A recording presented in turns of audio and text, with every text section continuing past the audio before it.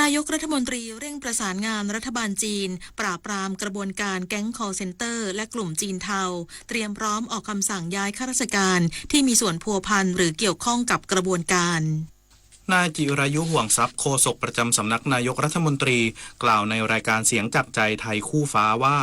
นางสาวแพทองธารชินวัตรนายกรัฐมนตรีสั่งการให้กระทรวงการต่างประเทศกระทรวงมหาดไทยและกระทรวงดิจิทัลเพื่อเศรษฐกิจและสังคมหน่วยงานด้านความมั่นคงเร่งการปราบปรามอาชญากรรมข้ามชาติออนไลน์โดยขอให้ประสานงานกับทางการจีนโดยเฉพาะเรื่องของการปราบปรามแก๊ง call center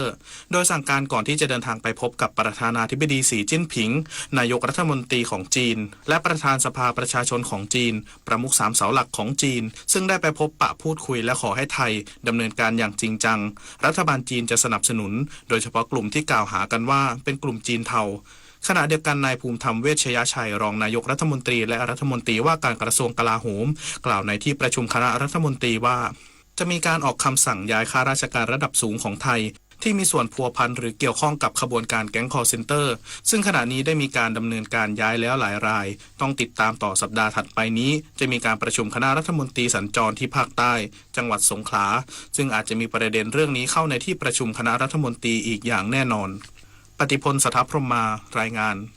จังหวัดชุมพรหารือทุกภาคส่วนแก้ไขปัญหาเกษตรกรชาวสวนทุเรียนประสบปัญหาการจำหน่ายผลผลิตออกสู่ตลาดจากกรณีที่จีนตรวจพบสารย้อมสีเบสิกเยลโล่2ในทุเรียนส่งออกของไทย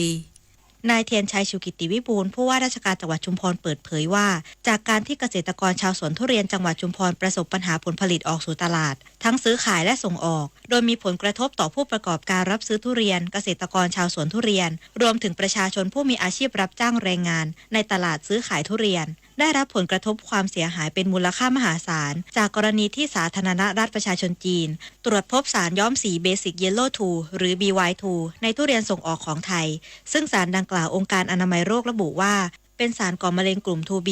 และทางการสาธารณรัฐประชาชนจีนได้กำหนดให้ทุเรียนส่งออกของไทยไปจีนจะต้องแนบผลวิเคราะห์สาร BY2 และแคดเมียมและจากการหารือของทุกภาคส่วนทั้งส่วนราชการผู้ประกอบการส่งออกผู้ประกอบการร้านเคมีภัณฑ์และผู้ที่เกี่ยวข้องซึ่งได้มีการเสนอตั้งคณะกรรมการแก้ไขปัญหาทุเรียนส่งออกปนเปื้อนสารเคมีและหาแนวทางสร้างห้องแลบในพื้นที่สำหรับตรวจวิเคราะห์สารปนเปื้อนทุเรียนเพื่อให้ทุเรียนส่งออกต้องไม่มีสารเคมีตกค้างเกินค่ามาตรฐานตามกฎหมายของสาธารณรัฐประชาชนจีนเพื่อเป็นการเตรียมความพร้อมมาตรการรองรับผลผลิตทุเรียนออกสู่ตลาดปี 2568 ปริมาณกว่า 320,000 ตันมาชนกขาวทองสวทชุมพรรายงานวิทยุแห่งประเทศไทยให้ความรู้คู่ความสุขสถานีวิทยุกระจายเสียงแห่งประเทศไทยจังหวัดเชียงใหม่ AM 1476 กิโลเฮิรตซ์สถานีวิทยุภาคภาษาชาติพันธุ์แห่งเดียวในประเทศไทยที่มีความทันสมัยเชื่อถือได้สร้างอัตลักษณ์กลุ่มชาติพันธุ์สู่สากล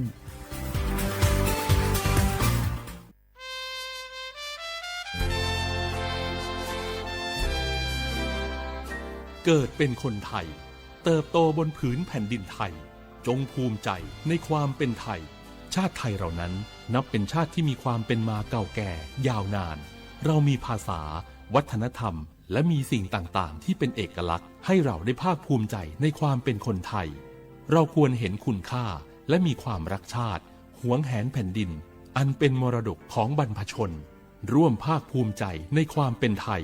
โดยสำนักประชาสัมพันธ์เขต 3 กรมประชาสัมพันธ์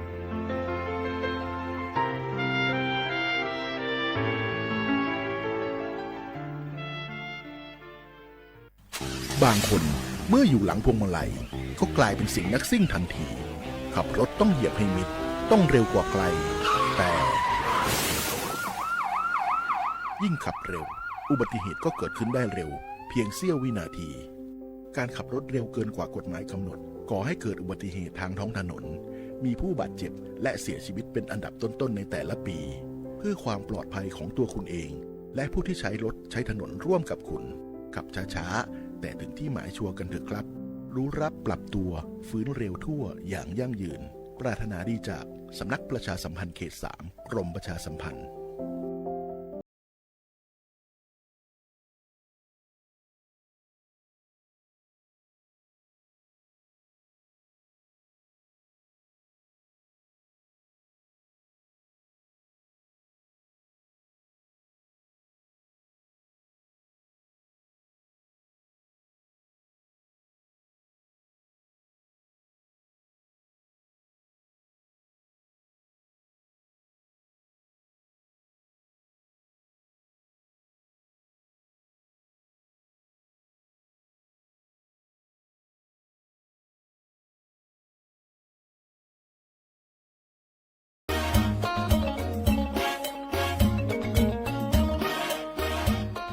ลุง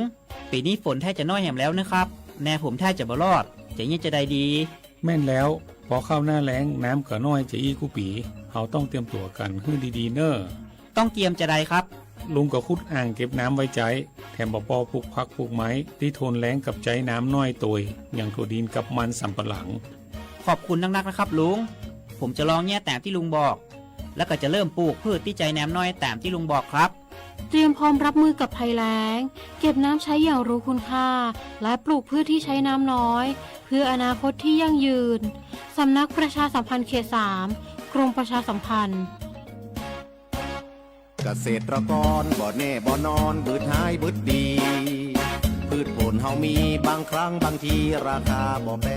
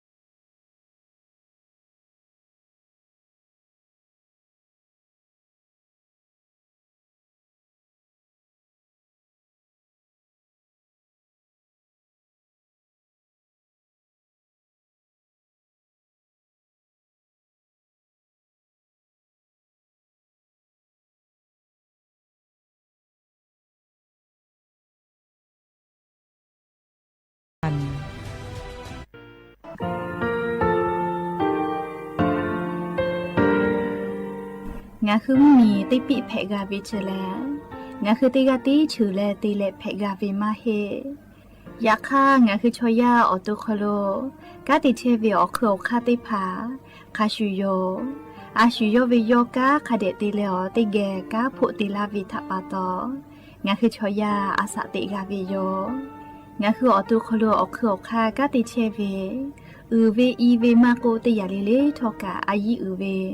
คาชเวเพวิโยอลักวงงาคืออตุคโลอคืออคากาติยายามาเตียลาบิลโกงาคือชอยาทอกาอาสติมากาวิคาชูงาคือมีติปิเพกาวิเจแลงาคือติมูติฉติเพเลอติกาเลเลอาชุโยเวอวปุตาเวกันติภาคาเสติเกคาเดกากาติเชวิทัปาตองาคือมีติปิจกิเพลากาวิโยเชแลงาคือเทโจโมโคคางาคือมียาถาตอกคอปิลาตาเวปุราเวติจเสนีเสหปามัชหปานิหิงาติจออกขอทามัววิทยาลัยวิชาการศึกษาประสามิตรโกเวออคโลจากเกรทาเทโจโมโคโฮคางาคือมียาถาปิยาลาตาเวตอกคอติพายโย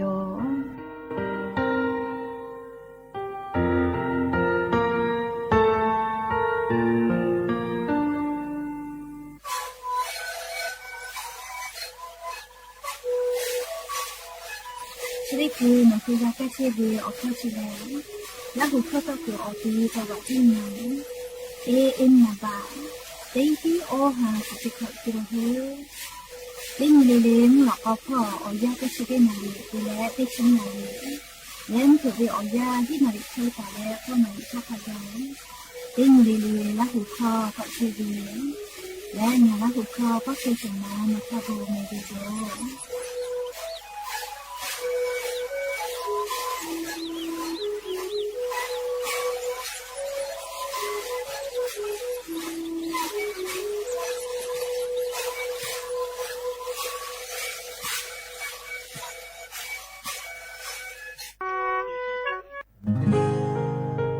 งาคือไทยมีชอบแผวิทยาท่าเชษาจองซาพ่อกาเกือกาจอเวออจือติพา งาคือแท้มึงมีเวอเลี้ยวค่ากฎหมายค่าเสือปอลาท่าตาแลงาคืออาสาเลทักขกายเชซาจอซาพ่อเวอจืติผาแลงาคือแท้มึงมีอคโลเชตาวิชอติผาอปูรักกือจอเวอจืติผาเพวิโยเชแลงาคือสตาวิแลสิทธิบัตรทองไม่กาสิทธิเศษฉบับก็เวติพายโยอาจุยารัฐบาลเชซาจอซาพ่ออปูผู้ดีแต่ละตาวิโยงาคือมีญานาลาโกลาวิทยาทาผู้ดีชอคโลเยและหาซากไอตัวอปูสำนักงานหลักประกันสุขภาพแห่งชาติยคืออ้อแลงาคือมีญาติพาเชซาจอซาพ่อเยตัวอปูยคือกักคาติพากูเลติไกเชวิโยเชเวแลงาคือมีเวอเลี้ยวข้าวพรบหลักประกันสุขภาพแห่งชาติมีฮีงาหาอชงะขอท่าตาวิโยผู้ดีเชเวทาคณะกรรมการหลักประกันสุขภาพแห่งชาติอเลียวค่าแต่ตาวิคาสือนี่แหละแยกไอเชวิโย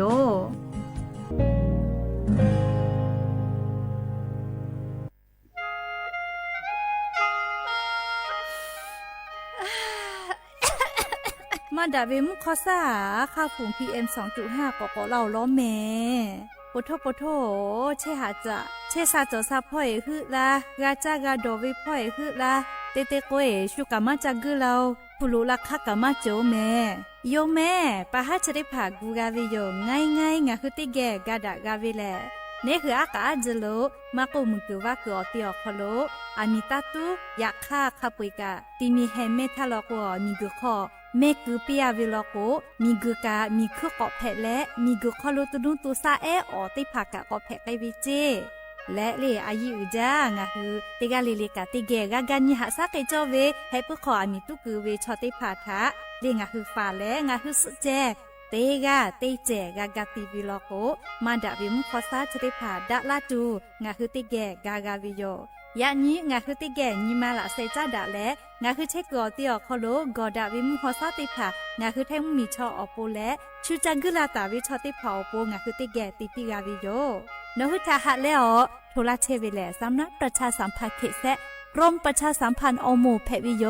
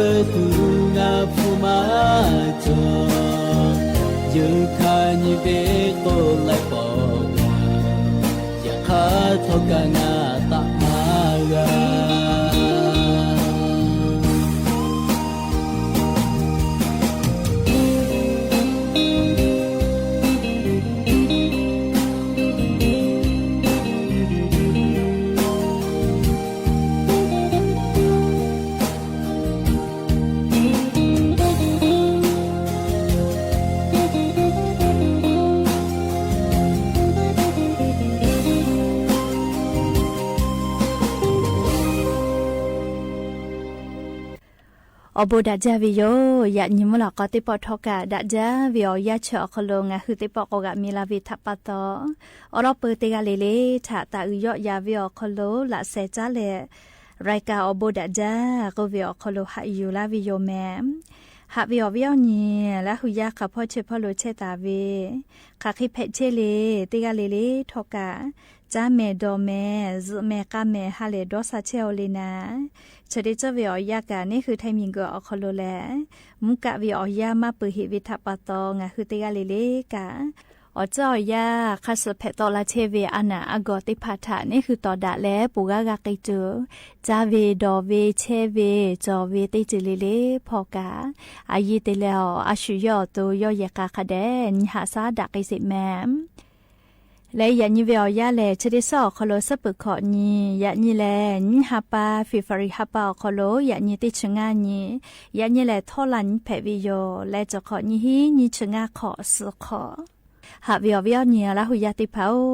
ตินิเลเลมุลกอวิอยาติชตินาลิตาและสาวมุลกอติชนาลิทักขะไกตินิเลเลงะคือละหุขอตอไกเชวิโยแมวิทยุเรดิโอพอ AM ติฮิโอฮัสจิคกิโลเฮิรตซ์ติไลพอและ Facebook Fanpage สวทเชียงใหม่ AM 1476พอไลฟ์สดติดต่อไกเชวิโยข้าพ่อซาพ่อจอกอุพอพอนาและเนคือละหุชอเจทาโอกาปิดาไกแพวิโยและยันยิมุลกอวิอยาคโลทอกาอบุจอวิอลอติพานิมาซาตุลิคอเอติพาติเลกาอปุเอติพากะยูเวลาตาวิโยแมอวิอนีละหุยาติพาติแกละหุคอพอนาวิอคโลเลียโอกาปิดากิสิแมเ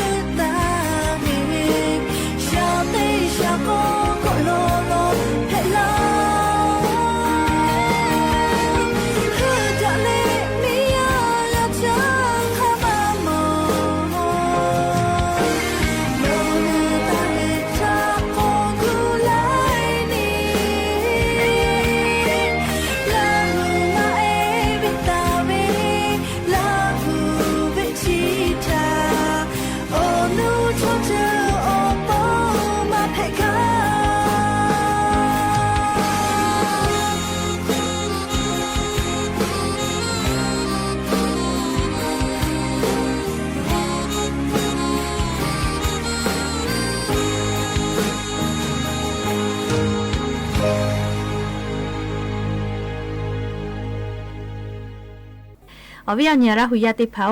บาวะอานาก็วิชกะเลียจะบุญห้าวิอยางาหุมมียาอคโลเพมาจาโลเจอสจ้าอคโลอชอจอวิก็วิอานาเพวินะมาอวิอานาจะได้พาแลนี่คือจาวิดอวิเชวิจอวิอาสติคาติพัทะลาวิจิแมไทยคอติคอจอเลยนี่คือชอยาชอคาเคติจากุนี่คืออตูกาอุเคเพวิเจกุมาคือกูเรียอันน่ะจะได้พากันนี่คือจาวิดอวิทัปะโตเพลาวิโยใครเตแรงอ่ะคือชอยากาจาตุดอตุเปจากุมาจะเบิดเฉลี่ยหรือจาตุเวอบูจอวิกาจอมาจอวิกาจอเลยอยากชอยาชอโบวิโลจักุมา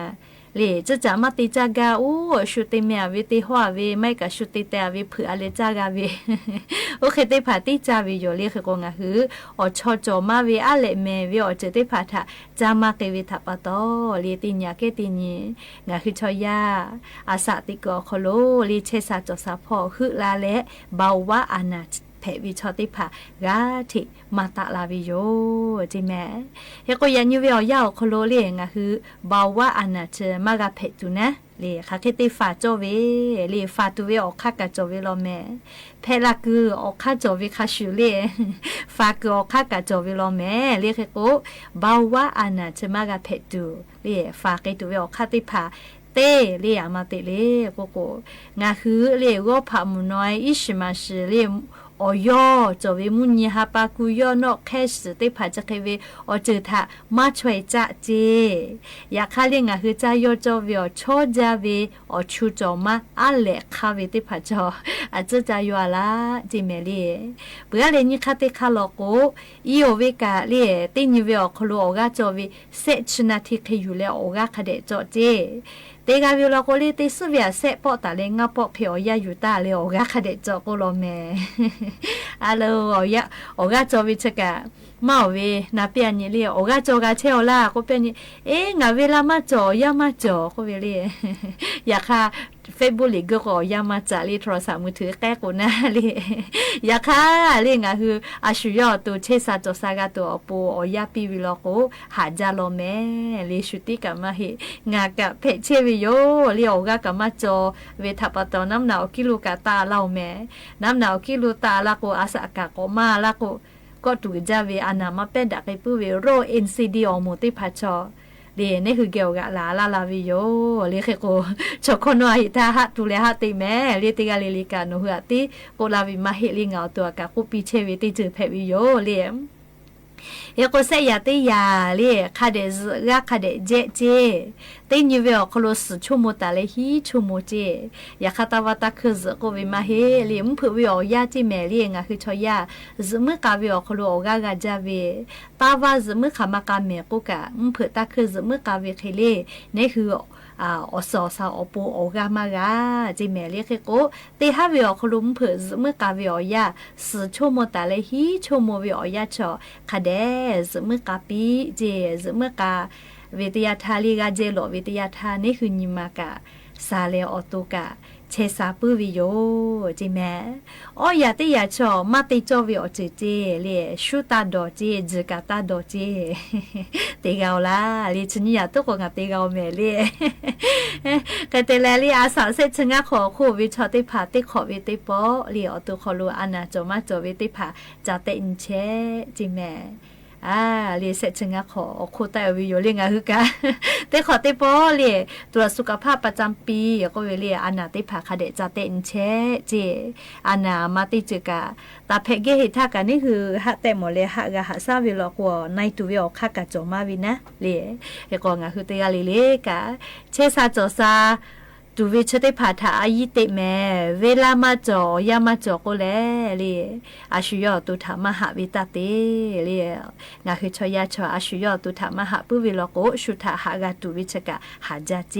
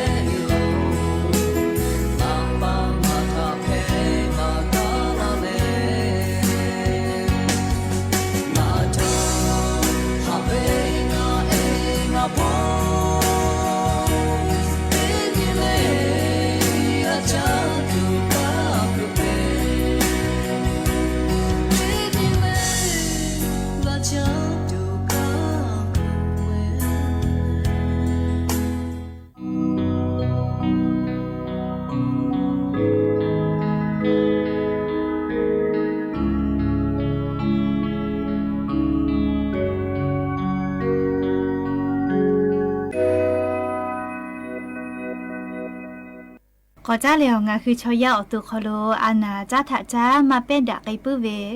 ชอยาชอยาอตุคโลแผะเหลียวมาเป็นดักไกปื้อเวอานา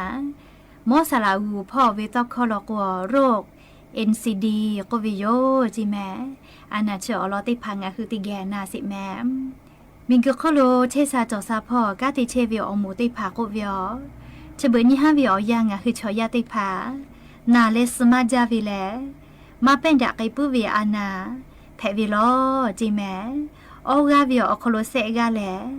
ชอยามาเป็นดักไกปื้อเวอานาจะได้ผาแผะและสมาวิโลเจและงาคือไทมีเกออคโลเวโมสระอุติผาและอนาถตอดะและฝาพ่อกาติเชเวกรมควบคุมโรคอโมติผากุเวจะเบนี่5ลิงาคือไทมีเกออคโลกาไทยแลนด์ 4.0 ก็เวงาคือมีเทคโนโลยีวิออจุยเลไทยแลนด์ 4.0 ก็วิออจุยอคโลชอยาจาวิดอวิพ่อแผะซาและจาตุดอตุติผากะโจมาจาจาวิอคโลสติมาโจแลนี่คือชอยากาจากาโดแลอาสติคาถาปาตอชอยาอตุคโลจาถะจ้ามาเป็นดักไกปื้อเวอานา NCD อมูอคโลเวอานาติผาแผะมาจาลอจริงแม่และเล่ชอยาเกโลแพะแล้วมาเป็นดักไกปื้อเวอานา NCD อคโลจอตาเวอานาอมูติผาอาทุมาอานาเลโกโกอสจาอคโลอชอจอเวอานาบาวาอานาอสจาอคโลอชูจอเวอสตาเวอานาอตุชูเวนิมัสอานาและมาลิงอานาติผาแพะเวลอจิแม่หาเวลาหุยาติผาอานาจะได้ผาแล้วนอแพะและงาทะแปะปีกาเวมาเฮงาแพะแล้วนอทะอยู่แปะปีกาเวอานามาเฮยักษ์อานาจะได้ผาแล้วแพะตอลักคือออกคาลุแลนี่คือจาวิดอเวเชวิจอเวอจึงได้ผาถ้าปาต่อแพะตอลาวิโยจิแม่งาดอจอจาวิไทคอติคอจอเลชอยาจอนี่คือขาเคติจาวิโลโกนี่คือออตุกะอุเคแพะวิโลจิแม่แค่ก็เรียกงาคือออตุโคโลแพะวิอานาโร NCD ก็วิอมูชะทอกะมาเวแลเลยนี่คือจาวิดอเวติผาทะแพะวิทะปาตองาคือมาสอจาปื้อแล้วจาวิอคโลสติมาติวิโลโกอานาจะได้พาแล้วอชอบแพะวิโยเจติยาปื้อติยาแพะลาปื้อเวเลติยาแพะอาลาวิโลโกอชอแพะวิทะปาตอลิคาปุยชอติกาอตัวอคโลเจติกาไลอานากะแพะไกปื้อวิโยติผาก็เวโนอตุคโลอัตุมาอานาจอเลกุนาปิวิทยาทายกเวบาวากะจอเวอสมุเวอานากะแพะเวอสจักคโลอชูจอเวกะแพะวิจิเลนิมัสอานากะแพะวิจิแมชอติกาอตัวคโลเจติกะไลอานาแพะวิโยอลกูอานาชริผาชออชอแพะวิโยเจกุมาติยาแพะโกติยากะก็แพะไกปื้อวินาเลงาคือจาวิดอวิสติมาติวิโลโก และเลจะเป็นห้างอ่ะคือไทยมีเกลืออคโลกอกะชานิเวการามอเวเลชอยานาเลสเวเลออกาเวอคโลเซกาเลอานาจะได้มูเพะวิโลจริงแม่และอานาจะได้พาเลเลียงอ่ะคืออาสติค่าคาเคติโกอานาจะได้พางอ่ะคืออตุคโลเพะไกปื้อเวเลโกโกเจดอชูดอออกามาจอช่วยวิจามาอชูจอมาวิจาเวอาเลคาวิจาเวดอหากะหาดอมาเลอมือมากาเวจะเคเพะเวทยาทาเลยงาคืออตุคโลเลอานาจะได้พาเพะไกตูเวเลไงจ้าจิแม่ไงจ้าจิแม่เลยเพะไกตูเวไงจ้าโลเจจะดาปะตอเลยงาคืออานาจะได้พามากะเพะไกตูงาคือคาเคติจ้าจอเวเลโกโกชูลิตาดอเจตาดอและเลียวกะคาเดจอเทชอจาเวอะเลคาจาเวอชูจอมาเวอจะได้พาทะจอเกซเวอยาลอกคาเดซเลกะคาเดเจงาคืออตุเลจะเคตินิหะซากาเวลอกวอานาจะได้พาทะเลงาคือคาจอเฮวดะเกกาตุโยจิแมมและอนาถาตอดาและฝาพ่อกาติเชเวเชซาจอซาพ่อเวมอสระกุติพายุคือกอชานิเตนิเวอคโลคาเคกะกอมอสิเลโกโกจะเป็นยี่ห้าวิออยางาคือชอยาติผาชอจาจากัวออกาซามาอยู่ต่อออกามาจอเขกัวจาตาวิออจิติผากะคาปุยกางาคืออตุคโลติวกคือตาวิโลจิแม่วกคือตาวิชมาลาวิทยาธาอชูกอแพกไกแล้วอตุชูเวจะเขกไกวิโยเจและอเลมือลอโกแลเลอตุชูแล้วอานาNCD อมอคโลจอตาวิอานาติยาเปติยาเนคืออตุคโลปอตอลาวิโยจิแม่ยานี้เลงะคืออตุคโลอานาจะได้พาโจวิชอลอกวอตุทะคาเดกานิหาซาวิโยจาวิดอวิพอทอคาเดกาจิกาวิโยแม่ชอจาวิตาจาอะเลแม่อะเลคาเวอชูจอมาวิจะเคเวติพาคาปุยกะจายอเกชอจาวิอจะกะจายอเคติแลเลโกจาโกผาเลออิชิมาชิมาชอจาวิติพางาคือคาเดนิลุจาและอานาจะได้พางาคืออตุคโลมาจอสิวิชอลอโกงาคืออานาจะได้พางาคืออตุคโลมากาลุลาจูมากาเพจูยานิงาคืออยาจอสิทาติกาเลเลกะอาชุยอตุทากาอยาปีแลอาชุยอตุทากาเดนิหาสะแม่แต่ก็แลอวิอเนียละหุยาติผาทาจะเบติจวยวิอยางาคือชอยาเกโลจาทาจามาเป็นดะไกปื้อเวอานา NCD อโมอคโลเชตาเวเชเบงาคือชอยาเกโลแพเวติญญาเกติญิกะติมาลาเชเวอลอเชดิพายูลาและอวิอเนียละหุยาติผาทาจะเคชิลากาลาวิโยแม่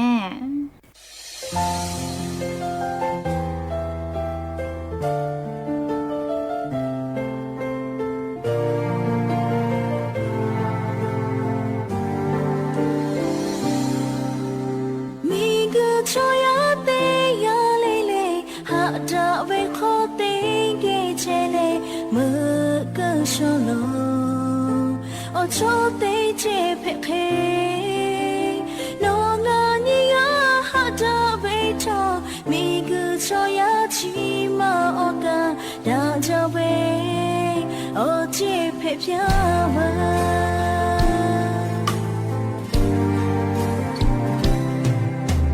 มูนีเลฮาบาโชเตเจอาชาเตเจเตเจเตเกฮาเวโอคูเชปิกาติคอฮาเวชาเวกาพูทอกาเยกาอคอนียาเตเกลาเชจาโตดา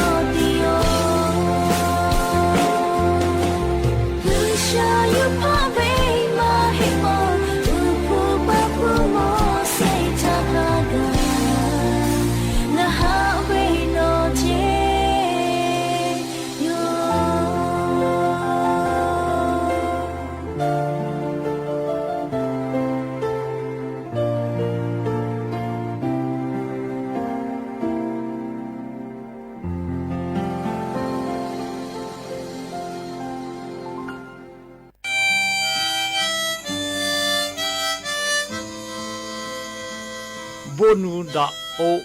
กาเวโอโบโอพ่อมีมาโอพ่อมาโกโอมีมาโกติกะกะยาโกเกเลโกราทาเยมิโคโลบนูดาเวโกฮาดาเวทานาซเวจิฮาซยีวินะเฮโอนีมาบเวทากะแมไกซเวติกะทาติกะยูดากาเวโอตุกะโลบาเลไกยูติกะทาติกะโอกากาดาเวนีมาโดฮาโดคิวิทากะเคซเว尼玛下子位，我是教噶位，努个手职业那位他个来了子位，我个么位他个开了子位，好看也没得个子都尼玛他个肚子个位，阿个该下位，我是大位他个来了子位，这个他个都能个位尼玛做了位，尼玛不位皮个位他开子位，没付个股交代，不的卡学个位他个。开了之位，我会个狗下位，我努呢我私家打拉位，我都我手下给拉位，自闭下位，我来么，俺们呢，我来不努打个，俺靠阿下自拉位哟，这现在拍的过来弄也干嘞，就是还是叫的哟，也打击打位个一海的哟。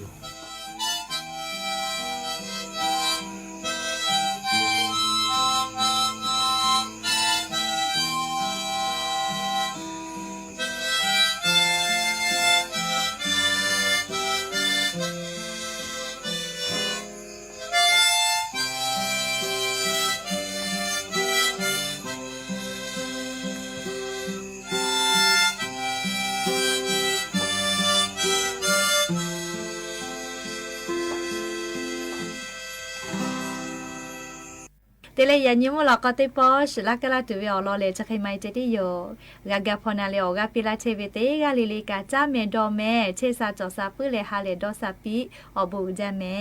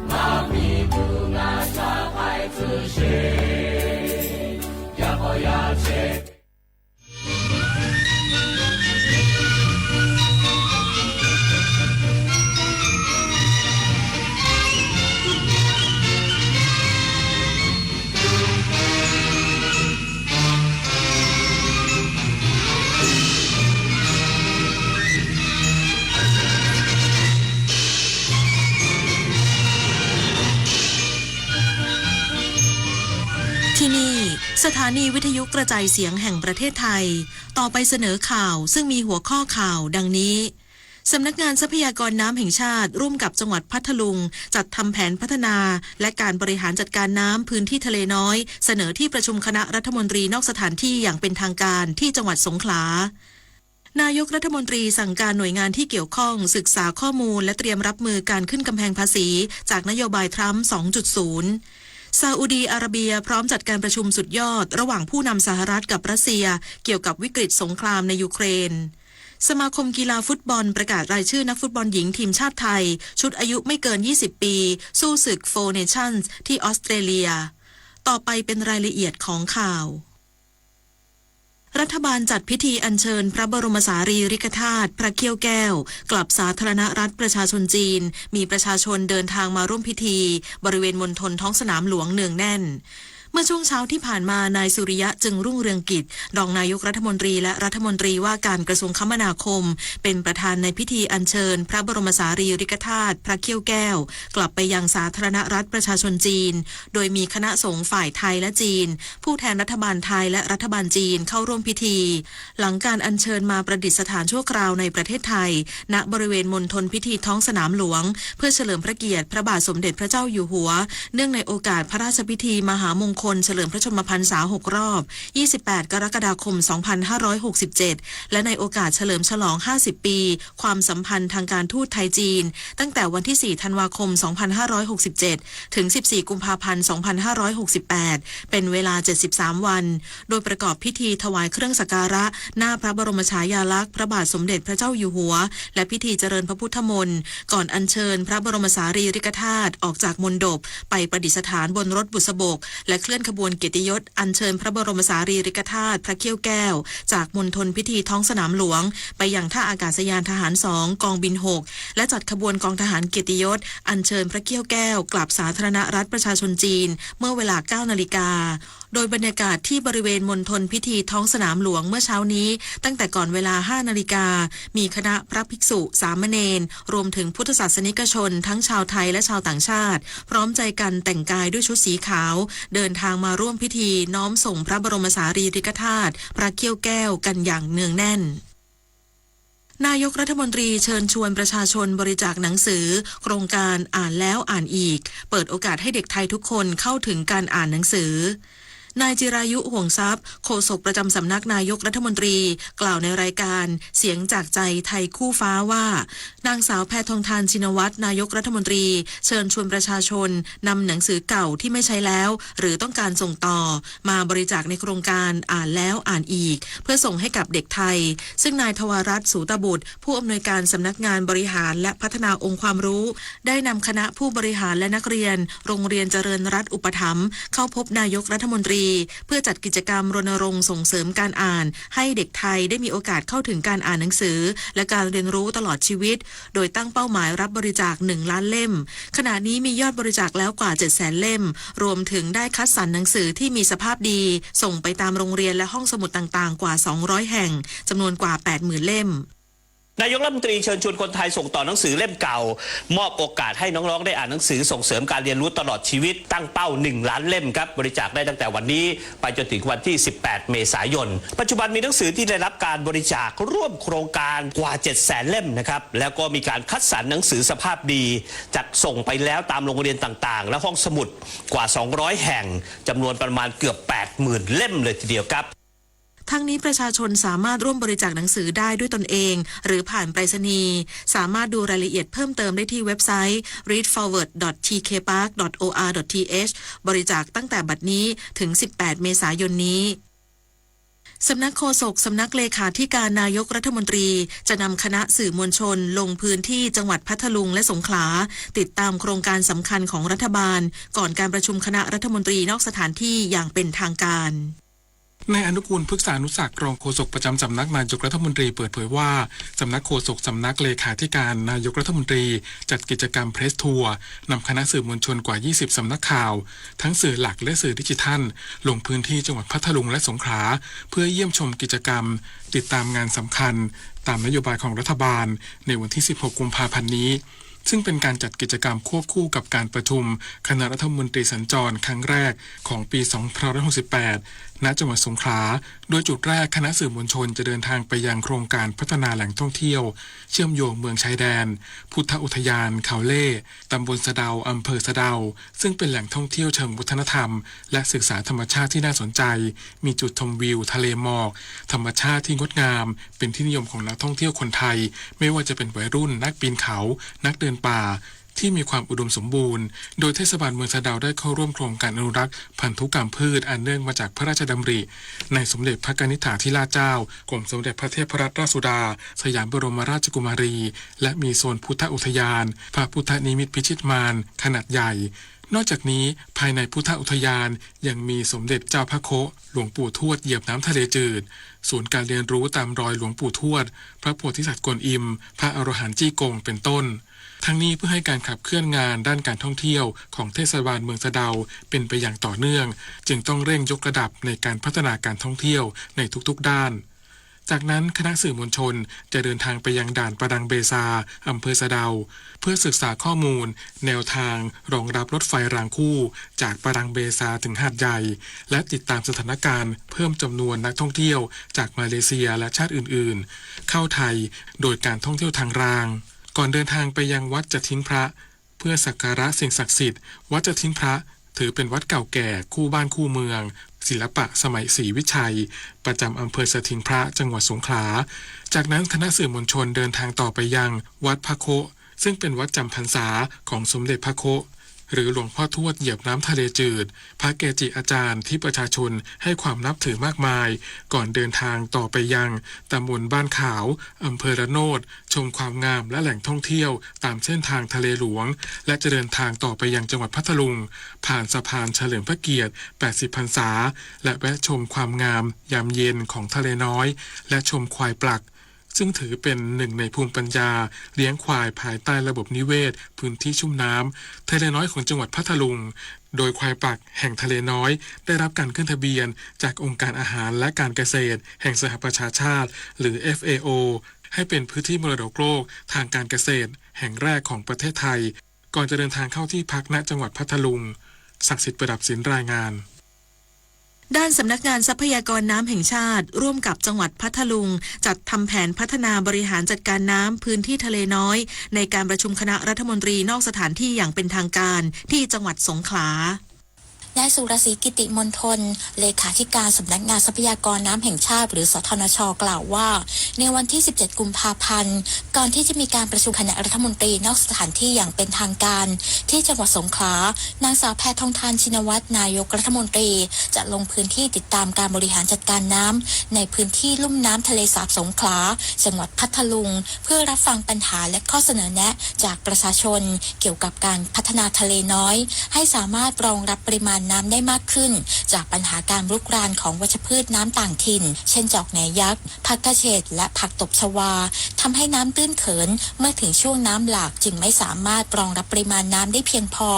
รวมถึงปัญหาน้ำท่วมที่สร้างความเดือดร้อนแก่ประชาชนสทนช.จึงร่วมกับจังหวัดพัทลุงจะทำโครงการกำจัดวัชพืชน้ำควบคู่กับแผนจัดซื้อเครื่องจักรเพื่อบริหารจัดการวัชพืชอย่างยั่งยืนนำเสนอให้ที่ประชุมอนุมัติงบประมาณเพื่อบรรเทาปัญหาน้ำท่วมและฟื้นฟูระบบนิเวศในพื้นที่ทะเลน้อยให้กลับมาอุดมสมบูรณ์สำหรับแผนดังกล่าวเน้นการสร้างความร่วมมือในพื้นที่ร่วมบำบัดน้ำเสียในครัวเรือนกำจัดวัชพืชและควบคุมการแพร่กระจายของวัชพืชเพื่อรักษาคุณภาพน้ำและขุดลอกคลองที่ตื้นเขินเพื่อแก้ไขปัญหาอุทกภัยการสร้างพื้นที่หน่วงน้ำและอ่างเก็บน้ำซึ่งแผนพัฒนาจะช่วยแก้ไขปัญหาระยะยาวส่งเสริมคุณภาพชีวิตของประชาชนและเพิ่มศักยภาพด้านการท่องเที่ยวจากการเป็นทะเลสาบน้ำจืดพื้นที่ชุ่มน้ำของโลกรวมถึงภูมิปัญญาการเลี้ยงควายปลักและระบบนิเวศพื้นที่ชุ่มน้ำที่ได้รับการขึ้นทะเบียนเป็นพื้นที่มรดกโลกทางการเกษตรแห่งแรกของไทยมาริชโยรายงานสถาบันประสาทวิทยาจัดโครงการออกหน่วยตรวจรักษาโรคหลอดเลือดสมองที่โรงพยาบาลปากพยูนจังหวัดพัทลุงเพื่อเพิ่มโอกาสการเข้าถึงการรักษาในระยะฉุกเฉินให้กับผู้ป่วยโรคหลอดเลือดสมองในพื้นที่ นายแพทย์ธนินทร์เวชชาพินันท์รองอธิบดีกรมการแพทย์กล่าวว่าสถาบันประสาทวิทยากรมการแพทย์ได้จัดกิจกรรมการอบรมการบริการหน่วยโรคหลอดเลือดสมองเคลื่อนที่ให้กับทีมการบริการของโรงพยาบาลปากพยูนและโรงพยาบาลอื่นๆในจังหวัดพัทลุงร่วมกับการบริการรักษาโรคหลอดเลือดสมองระยะฉุกเฉินตั้งแต่วันที่3 กุมภาพันธ์ที่ผ่านมาสามารถให้บริการผู้ป่วยโรคหลอดเลือดสมองในระยะฉุกเฉินไปแล้ว9รายโดยในวันที่13 กุมภาพันธ์ 2568ให้บริการผู้ป่วยที่มีอาการพูดไม่ชัดโต้ตอบช้าตามองด้านขวา2 ชั่วโมง 10 นาทีก่อนมาถึงโรงพยาบาลปากพยูนโดยได้รับการตรวจวินิจฉัย TC สแกนในเวลา 23 นาทีด้วยบริการ NIT MSU และใช้ระบบเทเลเมดิซีนบนรถ MSU ประสานปรึกษาแพทย์เฉพาะทางประสาทวิทยาและรังสีแพทย์โรงพยาบาลพัทลุงผู้ป่วยมีอาการอ่อนแรงแขนขาซ้ายและพูดไม่ชัดมากขึ้นหลังตรวจ TC สแกนซึ่งเข้าเกณฑ์การรักษาด้วยยาละลายริ่มเลือดทางหลอดเลือดดำผู้ป่วยและญาติได้รับข้อมูลจากแพทย์เฉพาะทางตัดสินใจรับการรักษาจึงให้ยาละลายริ่มเลือดทางหลอดเลือดดำบนรถ NIT MSU ภายใน3 นาทีซึ่งเท่ากับ20 นาทีหลังพบอาการอ่อนแรงแขนขาซ้ายร่วมด้วยพร้อมบริการตรวจ CAT Carotid ซึ่งไม่พบการอุดตันของหลอดเลือดแดงที่คอหรือสมองนำส่งผู้ป่วยเข้ารับการรักษาต่อที่ Stroke Unit โรงพยาบาลพัทลุงสำหรับผู้ป่วยรายนี้หลังได้รับยาละลายริ่มเลือดผลการรักษาในรายนี้ดีขึ้นตามลำดับสามารถขยับแขนขาซ้ายได้ปกติผู้ป่วยพูดตอบโต้ได้รวดเร็วมากขึ้นหลังจากที่ให้ยาครบ1 ชั่วโมงผู้ป่วยและญาติรู้สึกดีใจประทับใจการบริการที่รวดเร็วกับเทคโนโลยีที่สามารถเคลื่อนที่เข้าหาผู้ป่วยรวมถึงคำแนะนำการรักษาโดยแพทย์เฉพาะทางที่อยู่ห่างไกลสามารถพูดคุยซักถามเหมือนยืนคุยใกล้กันจังหวัดสตูลและอบต.ฉลุงลงนามบันทึกข้อตกลงความร่วมมือการป้องกันและแก้ไขปัญหายาเสพติดตามนโยบายโครงการมหาดไทยสีขาวสร้างพื้นที่ปลอดภัยหยุดยั้งยาเสพติด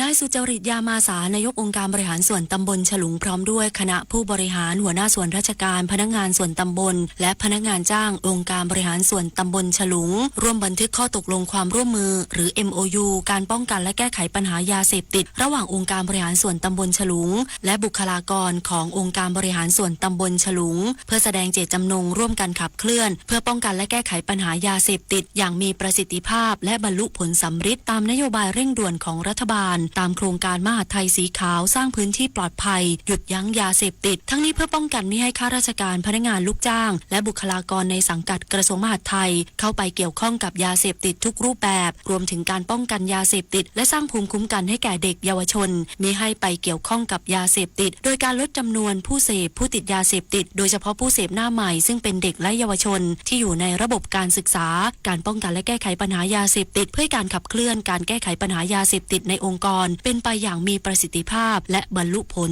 ตามนโยบายของรัฐบาลต่อไปอมรรัตน์จันทร์พริมสวท.สตูลรายงานกระทรวงแรงงานขยายความคุ้มครองนายจ้างและลูกจ้างที่ไม่อยู่ในบังคับตามกฎหมายว่าด้วยการประกันสังคมเพิ่มใน10อาชีพ3กลุ่มให้สามารถทำประกันสังคมมาตรา33พร้อมรับสิทธิ์รักษาพยาบาลและอื่นๆนายคารมพลพรกลางรองโฆษกประจำสำนักนายกรัฐมนตรีเปิดเผยว่ารัฐบาลโดยสำนักงานประกันสังคมกระทรวงแรงงานเปิดรับฟังความคิดเห็นเกี่ยวกับการขยายความคุ้มครองให้แก่นายจ้างและลูกจ้างที่ไม่อยู่ในบังคับตามกฎหมายว่าด้วยการประกันสังคมตามพระราชกฤษฎีกากำหนดกิจการหรือลูกจ้างอื่นที่ไม่อยู่ในบังคับตามกฎหมายว่าด้วยการประกันสังคมพ.ศ. 2560โดยการเปิดรับฟังความคิดเห็นครั้งนี้มีเป้าหมายเพื่อให้ลูกจ้างใน3กลุ่มอาชีพเข้าสู่ระบบประกันสังคมมาตรา33ได้แก่กลุ่มลูกจ้างในกิจการเพาะปลูกประมงป่าไม้และเลี้ยงสัตว์กลุ่มลูกจ้างในครัวเรือนที่ทำงานในฐานะนายจ้างส่วนบุคคลเช่นแม่บ้านผู้ประกอบอาหารคนรับใช้ส่วนตัวหัวหน้าผู้รับใช้คนซักรีดคนสวนคนเฝ้าประตูผู้ดูแลสัตว์เลี้ยงคนขับรถคนเฝ้าบ้านเป็นต้นและกลุ่มลูกจ้างในกิจการค้าแผงลอยที่มีสถานที่ตั้งชัดเจนมีเลขที่แผงและมีสัญญาเช่าเช่นสัญญาเช่าแผงกับตลาดศูนย์การค้าหรือห้างสรรพสินค้านายคารมกล่าวว่าเมื่อลูกจ้างในกลุ่มอาชีพดังกล่าวได้รับความคุ้มครองตามมาตรา33จะได้รับสิทธิประกันสังคมที่ช่วยสร้างหลักประกันในการดำรงชีวิตลดความเหลื่อมล้ำทางสังคมเช่น สิทธิรักษาพยาบาลเมื่อเจ็บป่วยเงินชดเชยกรณีต่างๆเช่นเงินค่าคลอดบุตรเงินสงเคราะห์บุตรเงินบำนาญชราภาพเงินว่างงานเงินทดแทนกรณีทุพพลภาพและเงินกรณีเสียชีวิตนอกจากนี้นายจ้างจะได้รับประโยชน์จากการขยายความคุ้มครองครั้งนี้เช่นคลายความกังวลเกี่ยวกับค่าใช้จ่ายในการดูแลลูกจ้างหากประสบอันตรายหรือเจ็บป่วยรวมถึงเป็นการแสดงถึงความรับผิดชอบและดูแลสวัสดิการของลูกจ้างหากมีข้อสงสัยสามารถติดต่อได้ที่สำนักงานประกันสังคมโทรศัพท์1506หรือเว็บไซต์ www.sso.go.thความเป็นผู้รู้จักเวลาเป็นรากฐานสำคัญที่ทำให้คนเราสามารถดูแลรับผิดชอบตนเองได้อันจะนำไปสู่ความสำเร็จที่สูงขึ้นต่อไปในอนาคตเด็กทุกคนจึงควรได้รับการปลูกฝังให้เป็นผู้รู้จักเวลารู้ว่าเวลาใดควรปฏิบัติสิ่งใดแล้วปฏิบัติให้ตรงเวลาทันเวลาเหมาะแก่เวลาเสมอพระบรมราโชวาทพระบาทสมเด็จพระเจ้าอยู่หัวเนื่องในวันเด็กแห่งชาติพุทธศักราช 2568 นายกรัฐมนตรีสั่งการหน่วยงานที่เกี่ยวข้องศึกษาข้อมูลและเตรียมรับมือการขึ้นกำแพงภาษีจากนโยบายทรัมป์ 2.0 นายจิรายุห่วงทรัพย์โฆษกประจำสำนักนายกรัฐมนตรีเปิดเผยว่านางสาวแพทองธารชินวัตรนายกรัฐมนตรีได้สั่งการในที่ประชุมคณะรัฐมนตรีให้มีการศึกษากรณีนายโดนัลด์ทรัมป์ประธานาธิบดีแห่งสหรัฐอเมริกาออกนโยบายตั้งกำแพงภาษีสินค้าของทั่วโลกที่เข้าไปค้าขายในสหรัฐอเมริกาซึ่งสินค้าไทยเป็นสินค้าหนึ่งในหลายประเทศที่ได้เปรียบดุลการค้ากับสหรัฐอเมริกาโดยให้คณะกรรมการที่เกี่ยวข้องทั้งสำนักงานคณะกรรมการส่งเสริมการลงทุนหรือ BOI กระทรวงเกษตรและสหกรณ์กระทรวงการต่างประเทศกระทรวงพาณิชย์ไปศึกษาข้อมูลและเตรียมพร้อมเพื่อจะได้มีแผนเตรียมการอย่างทันการท่านนายกรัฐมนตรีก็สั่งการในที่ประชุมครับบอกว่าให้มีการศึกษานะครับโดยให้คณะกรรมการที่เกี่ยวข้องก็คือมีทั้ง BOI กระทรวงเกษตรกระทรวงการต่างประเทศกระทรวงพาณิชย์ไปศึกษาข้อมูลครับแล้วก็เตรียมพร้อมถ้าเกิดสหรัฐอเมริกาโดนัลด์ทรัมป์ไม่ยกเลิกกำแพงภาษีหรือไม่ตั้งกำแพงอะไรใดๆก็แล้วแต่ถ้าเกิดมีการตั้งกำแพงภาษีขึ้นมาว่าสินค้าในประเทศต่างๆที่ได้ดุลการค้ากับฉันน่ะจะต้องเพิ่มภาษีอันนี้ก็ถือว่าทันการครับนี่ถือว่าเป็นความรอบคอบของท่านนายกรัฐมนตรีนะครับที่สั่งการในที่ประชุมคณะรัฐมนตรีครับทั้งนี้สหรัฐอเมริกาเป็นตลาดส่งออกอันดับหนึ่งของไทย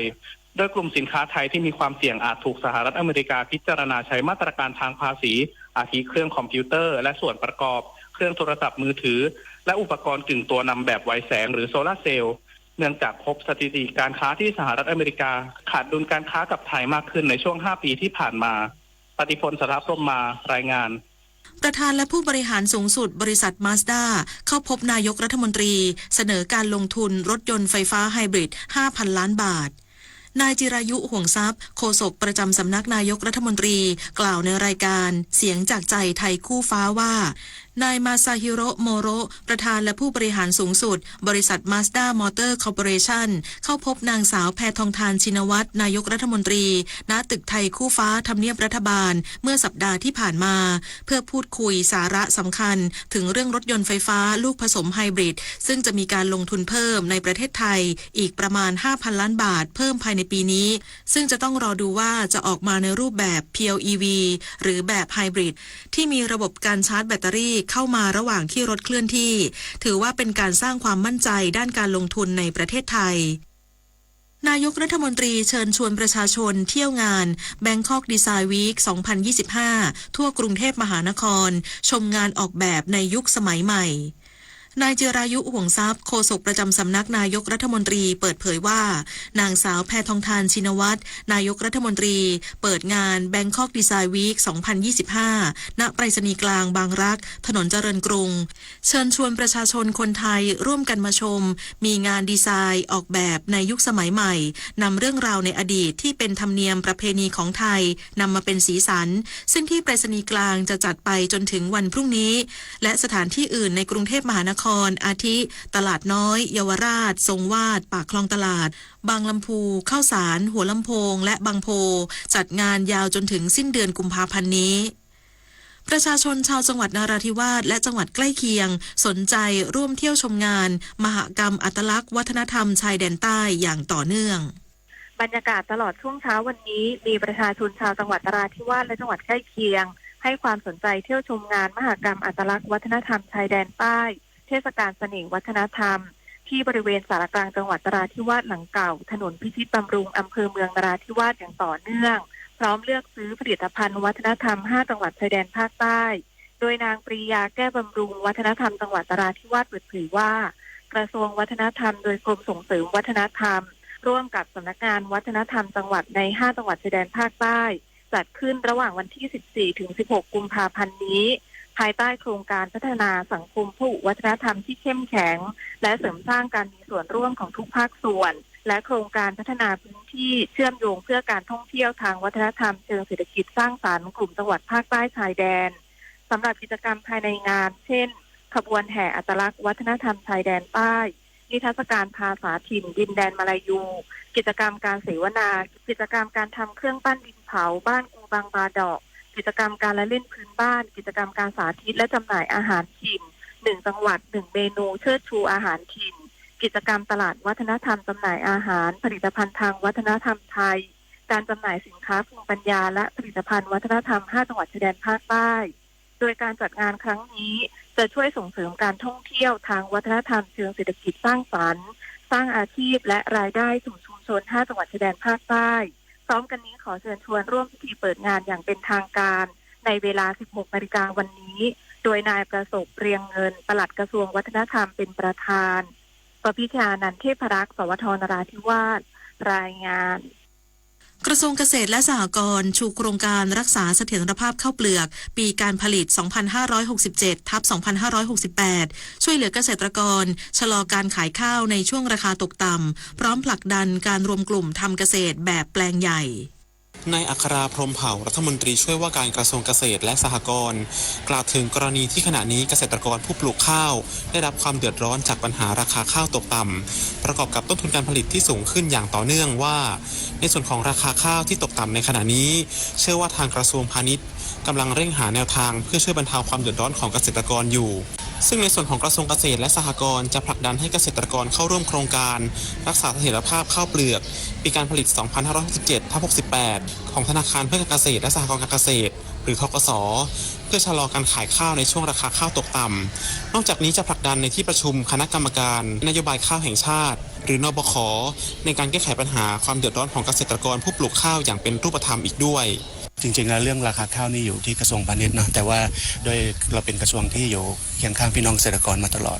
เมื่อเรื่องของข้าวราคาข้าวตกต่ำนี่ก็ทางกระทรวงเราก็จะต้องพยายามผลักดันให้พี่น้องเกษตรกรเข้าร่วมโครงการชะลอการขายซึ่งเรามีรูปแบบของสหกรณ์ที่เข้ามาช่วยให้พี่น้องอย่าเพิ่งขายข้าวนะครับช่วงนี้ราคาข้าวตกต่ำเข้าร่วมโครงการกับของสหกรณ์ก่อนเดี๋ยวกระทรวงเกษตรและสหกรณ์เราชะลอการขายพอราคาดีปุ๊บเราค่อยๆออกมาขายและส่วนหนึ่งกระทรวงเกษตรและสหกรณ์เราก็ต้องประชุมกับคณะกรรมการข้าวแห่งชาตินะครับที่หาทางออกร่วมกันเพื่อให้ราคาข้าวไม่ตกต่ำรัฐมนตรีช่วยว่าการกระทรวงเกษตรและสหกรณ์กล่าวว่า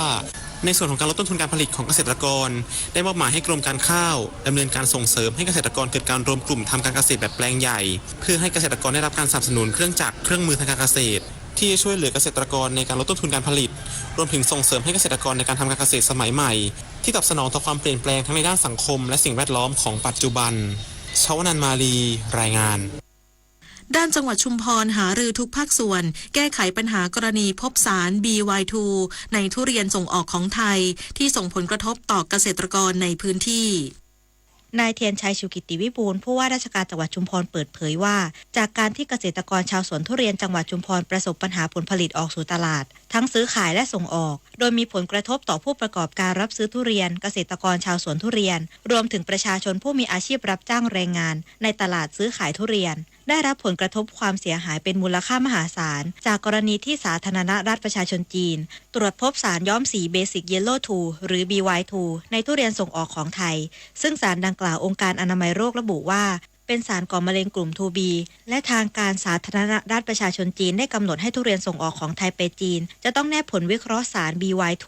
และแคดเมียมและจากการหารือของทุกภาคส่วนทั้งส่วนราชการผู้ประกอบการส่งออกผู้ประกอบการร้านเคมีภัณฑ์และผู้ที่เกี่ยวข้องซึ่งได้มีการเสนอตั้งคณะกรรมการแก้ไขปัญหาทุเรียนส่งออกปนเปื้อนสารเคมีและหาแนวทางสร้างห้องแลบในพื้นที่สำหรับตรวจวิเคราะห์สารปนเปื้อนทุเรียนเพื่อให้ทุเรียนส่งออกต้องไม่มีสารเคมีตกค้างเกินค่ามาตรฐานตามกฎหมายของส าธารณรัฐประชาชนจีนเพื่อเป็นการเตรียมความพร้อมมาตรการรองรับผลผลิตทุเรียนออกสู่ตลาดปี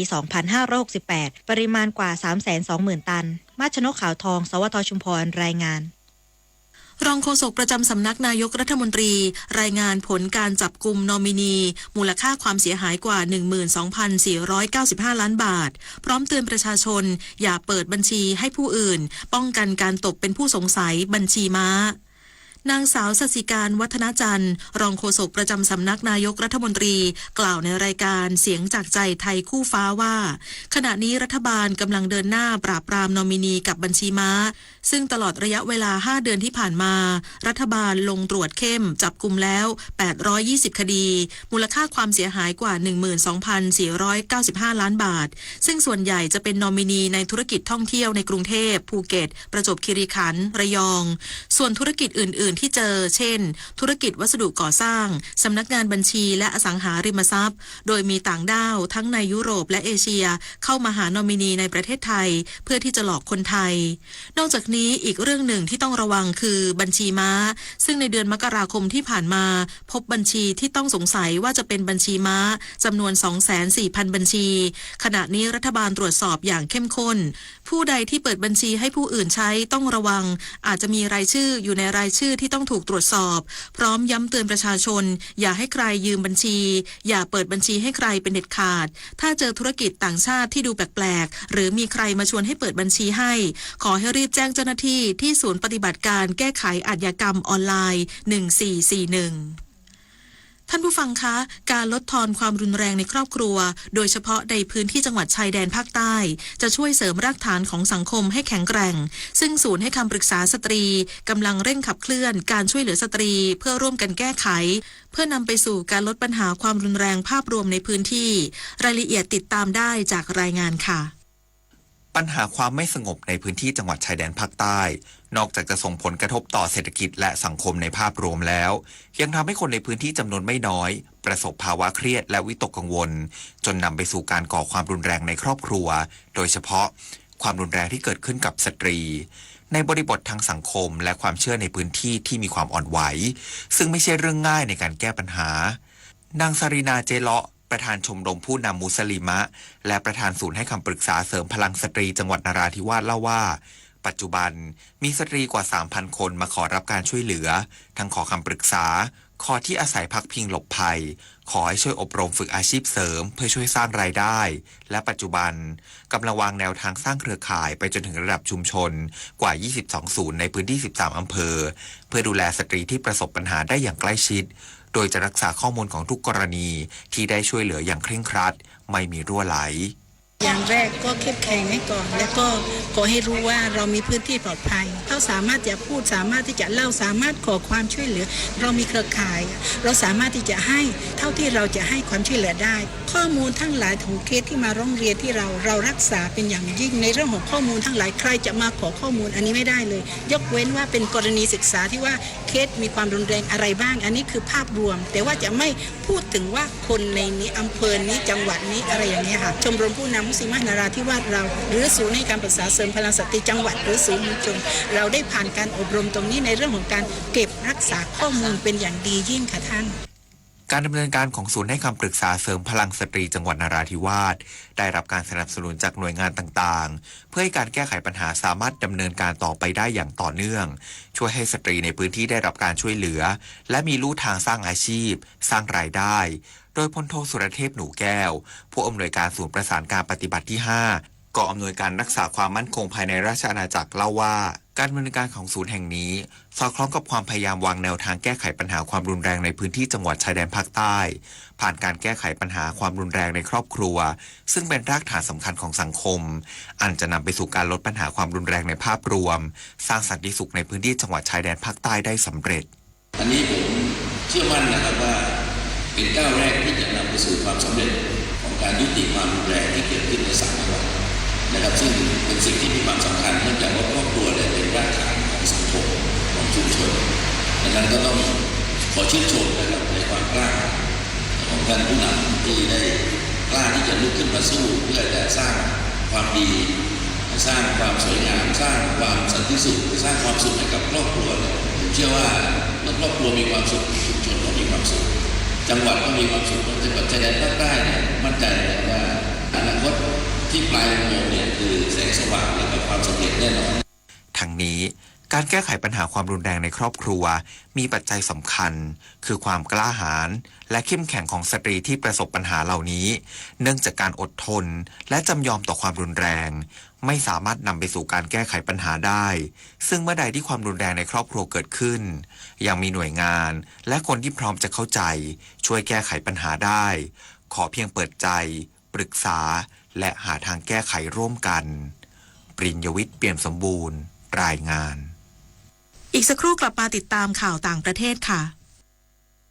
ถนนดนตรีไลฟ์เดือนกุมภาพันธ์การกลับมาของเสียงเพลงความหวังความรักกำลังใจกับบุษภรัตน์พันกรวีแดงโฮปพร้อมด้วยลูกโซ่ลูกศรและเพื่อนๆปิงปองศิรศักดิ์น้ำข้าวเกลือขี้ตาลฉลีวันศุกร์ที่ 21 กุมภาพันธ์ 2568 เวลา 18 นาฬิกาณห้องออดิทอเรียมอาคารศูนย์ปฏิบัติการถนนวิภาวดีรังสิตดินแดงติดต่อเข้าชมโดยไม่เสียค่าใช้จ่ายได้ที่ Facebook ถนนดนตรีเรายังเป็นนักเดินทางต่อไปรับฟังข่าวต่างประเทศค่ะกระทรวงการต่างประเทศซาอุดีอาระเบียออกแถลงการที่ระบุว่าซาอุดีอาระเบียมีความยินดีเป็นอย่างยิ่งสำหรับการเป็นสถานที่จัดการประชุมสุดยอดระหว่างประธานาธิบดีโดนัลด์ทรัมป์ผู้นำสหรัฐกับประธานาธิบดีวลาดิเมียร์ปูตินผู้นำรัสเซียเพื่อหารือเกี่ยวกับวิกฤตสงครามในยูเครนพร้อมเน้นย้ำว่าซาอุดีอาระเบียมีความมุ่งมั่นต่อการบรรลุข้อตกลงสันติภาพที่ยั่งยืนระหว่างรัสเซียกับยูเครนและซาอุดีอาระเบียพร้อมเป็นสถานที่สำหรับการเจรจาเพื่อบรรลุแนวทางทางการเมืองในการแก้ไขปัญหาความขัดแย้งดังกล่าวความเคลื่อนไหวดังกล่าวมีขึ้นหลังประธานาธิบดีทรัมป์เปิดเผยภายหลังการสนทนาทางโทรศัพท์กับประธานาธิบดีปูตินเมื่อวันที่ 12 กุมภาพันธ์ที่ผ่านมาโดยระบุว่าเขาจะพบหารือกับประธานาธิบดีปูตินเป็นครั้งแรกในอนาคตอันใกล้และอาจจะเกิดขึ้นที่ซาอุดีอาระเบียสำนักข่าวต่างประเทศรายงานโดยอ้างแถลงการของทำเนียบประธานาธิบดีรัสเซียที่ออกมาปฏิเสธข้อกล่าวหาของทางการยูเครนที่อ้างว่าอากาศยานไร้คนขับหรือโดรนของกองทัพรัสเซียโจมตีโรงไฟฟ้าพลังงานนิวเคลียร์โชโนบิลทางตอนเหนือของยูเครนใกล้พรมแดนที่ติดกับเบลารุสเมื่อคืนวันที่ 13 กุมภาพันธ์ที่ผ่านมาส่งผลให้โครงสร้างคอนกรีตที่ใช้ป้องกันอันตรายจากรังสีที่รั่วไหลจากโรงไฟฟ้าพลังงานนิวเคลียร์แห่งนี้ได้รับความเสียหายนายดมิทรีเปสคอฟโฆษกทำเนียบประธานาธิบดีรัสเซียยืนยันว่ากองทัพรัสเซียไม่ได้เป็นฝ่ายโจมตีโรงไฟฟ้าพลังงานนิวเคลียร์โชโนบิลและข้อกล่าวหาดังกล่าวเป็นเพียงการยั่วยุอีกครั้งของยูเครนทางนี้โรงไฟฟ้าพลังงานนิวเคลียร์โชโนบิลเกิดการระเบิดอย่างรุนแรงเมื่อวันที่ 26 เมษายน ปี 2529 ส่งผลให้กัมมันตรังสีปริมาณมหาศาลแพร่กระจายสู่อากาศและพื้นดินบริเวณพื้นที่โดยรอบและนับเป็นอุบัติภัยทางนิวเคลียร์ครั้งเลวร้ายที่สุดของโลกนายไอมานซาฟาดีรัฐมนตรีต่างประเทศจอร์แดนเปิดเผยระหว่างเข้าร่วมการประชุมสุดยอดความมั่นคงมิวนิกที่นครมิวนิกทางตอนใต้ของเยอรมนีเมื่อวันศุกร์ตามเวลาท้องถิ่นที่ระบุว่าบรรดาชาติอาหรับร่วมกันกำหนดแผนการบูรณะฟื้นฟูฉนวนกาซาโดยไม่ต้องย้ายถิ่นฐานชาวปาเลสไตน์ออกจากพื้นที่แห่งนี้รวมทั้งรับประกันความมั่นคงและการปกครองในฉนวนกาซาพร้อมเน้นย้ำว่าในเวลานี้ประชากรกว่า35%ของจอร์แดนเป็นผู้ลี้ภัยและจอร์แดนไม่สามารถรับพลเรือนชาวปาเลสไตน์ได้อีกแล้ว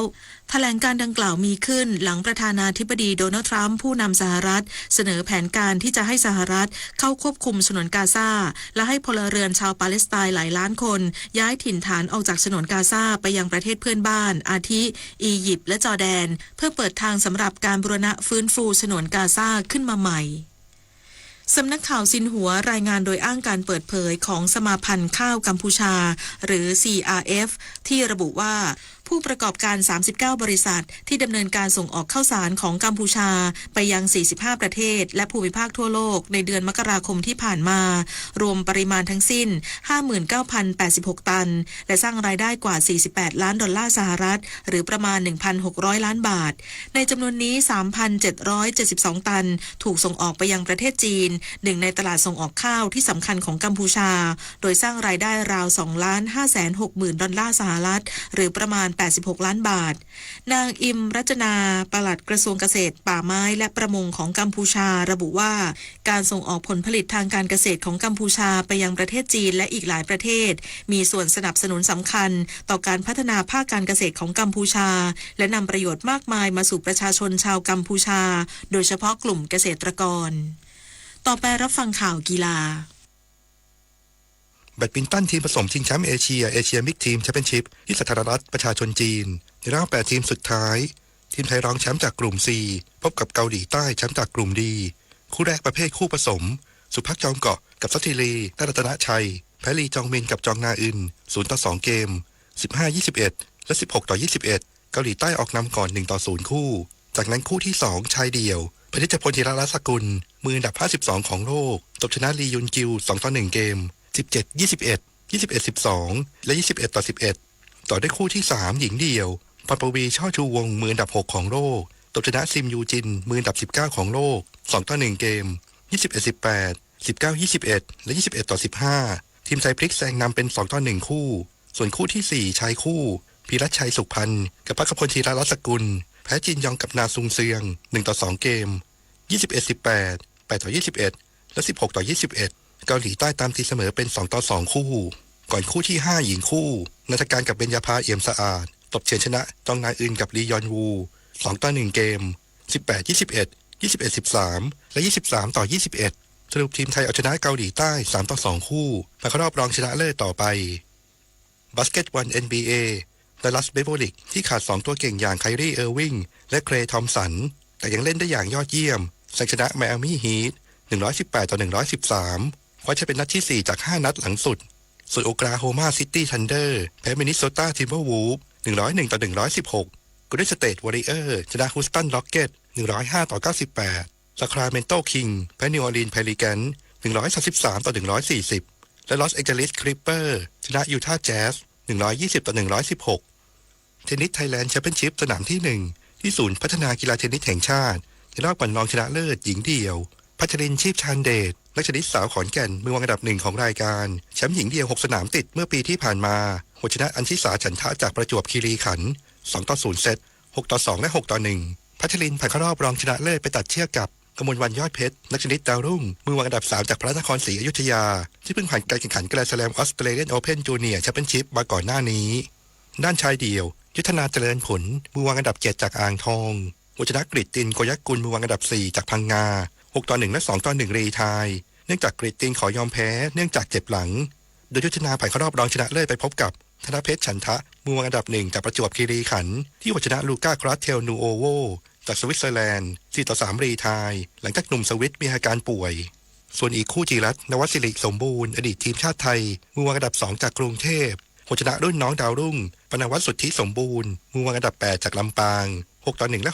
6-3 จิรัตน์ผ่านเข้ารอบรองชนะเลิศไปพบกับฐานทัพสุขสำราญมือวางอันดับ3จากลพบุรีที่หัวชนะณัฐยุทธดิธิธนนท์มือวางอันดับ5จากอุดรธานี6-2 และ 6-3 วอลเลย์บอลเยาวชนแอร์เอเชียรุ่นอายุไม่เกิน14ปีชิงชนะเลิศแห่งประเทศไทยครั้งที่8ปีที่34ที่โรงเรียนกาญจนาภิเษกวิทยาลัยจังหวัดกระบี่ในรอบแรกประเภททีมหญิงสาย A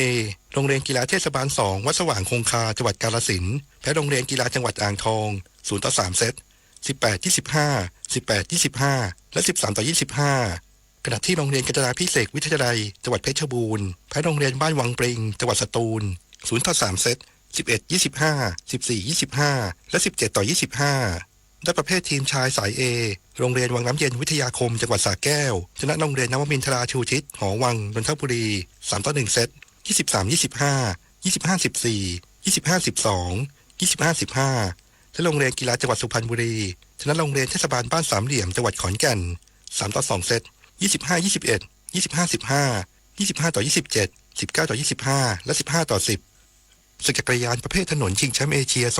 2025 ในรายการโรดเรสมีพิธีเปิดการแข่งขันที่บริเวณหน้าศาลสมเด็จพระนเรศวรมหาราชพระราชวังจันทร์จังหวัดพิษณุโลกโดยได้รับเกียรติจากนายทวีเสริมภักดีกุลผู้ว่าราชการจังหวัดพิษณุโลกเป็นประธานในพิธีพร้อมด้วยพลเอกเดชาเหมกระศรีรองประธานสมาพันธ์จักรยานแห่งเอเชียและนายกสมาคมกีฬาจักรยานแห่งประเทศไทยโดยผลการแข่งขันปรากฏว่าในรุ่นอายุไม่เกิน23ปีระยะทาง 127.10 กิโลเมตรธนวัฒน์แสนตานักปั่นทีมชาติไทยท ทำเวลา2ชั่วโมง 54.16 นาทีจบอันดับ 7 ส่วนแชมป์ตกเป็นของโกกิคาเมดะนักปั่นญี่ปุ่นเวลา2ชั่วโมง 52.34 นาทีขณะที่ณรงค์เดชแสงฉายได้รับส้มหล่นขยับขึ้นมาได้เหรียญทองรายการไทม์ไทรอัลรุ่นมาสเตอร์อายุ 35-39 ปีชายเนื่องจากนักปั่นปากีสถานที่ได้เหรียญทองไม่ปฏิบัติตามกฎระเบียบของการแข่งขันแต่ธุรกิจบุญรัตนากรขยับขึ้นมาได้เหรียญเงินด้วยทั้งนี้นายทวีเสริมภักดีกุลผู้ว่าราชการจังหวัดพิษณุโลกเปิดเผยว่าสื่อจักรยานประเภทถนนชิงแชมป์เอเชียช่วยกระตุ้นเศรษฐกิจในจังหวัดให้ดีขึ้นและส่งเสริมการท่องเที่ยวจังหวัดพิษณุโลกให้มีความคึกคักอีกด้วยการทดสอบพรีซีซั่นอย่างเป็นทางการของศึกจักรยานยนต์ชิงแชมป์โลก MotoGP